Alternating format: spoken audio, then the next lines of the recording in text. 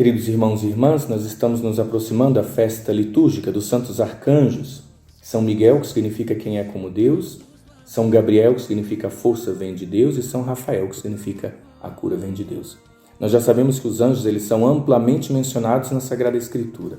Eles aparecem mais de 300 vezes na Bíblia. O que nós vamos fazer agora nesses breves minutos é passar 3 passos que eu acredito que foram importantes no magistério da Igreja para explicar a doutrina sobre os anjos. Em outras palavras, o que diz o magistério da Igreja sobre os anjos? Magistério significa a função de ensinar que foi exercitada pela Igreja através dos bispos, papas, sínodos, que está codificada hoje em vários documentos.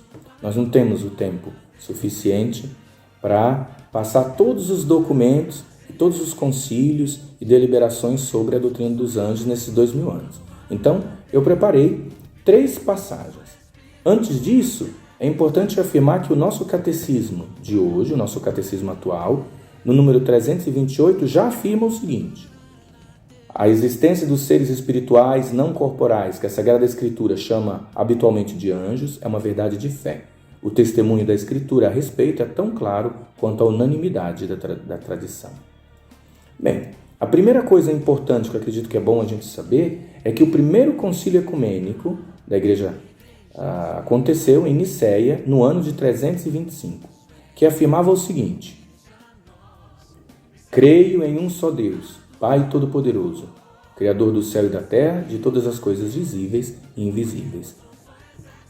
O magistério da Igreja, ele confirmou também, como um segundo passo importante que eu gostaria de partilhar, a realidade dos anjos, sobretudo no Concílio de Lateranense no ano de 1215, que dizia o seguinte: Deus é o Criador de todas as coisas, visíveis e invisíveis, espirituais e corporais. Por sua onipotência, no início do tempo, criou igualmente do nada as criaturas espirituais e corporais, isto é, o mundo dos anjos e o mundo terrestre. Em seguida criou o homem, que de certo modo compreende umas e outras, pois consta de espírito e de corpo.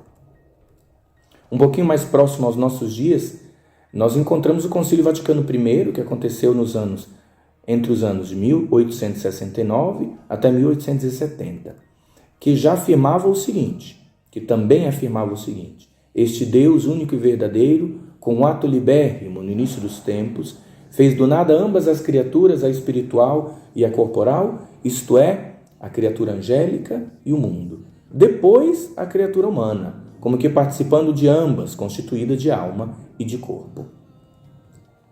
Bem próximo de nós, eu acredito que muito importante, a Constituição Dogmática Lumen Gentium, do Concílio Vaticano II, que aconteceu nos anos de 1962 até 65, que já afirmava o seguinte: portanto, até que o Senhor venha com toda a sua majestade e os anjos venham com ele.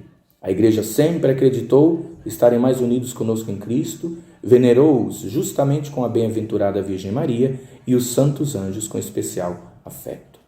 No capítulo 8 dessa mesma Constituição Dogmática, Lumen Gentium, que fala sobre a bem-aventurada Virgem Maria no mistério da Igreja, nós lemos: Maria foi exaltada pela graça de Deus acima de todos os anjos e de todos os homens, logo abaixo de seu Filho, por ser a Mãe Santíssima de Deus.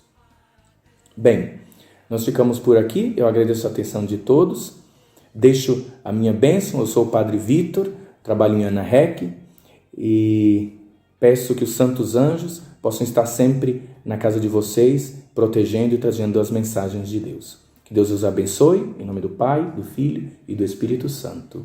Amém.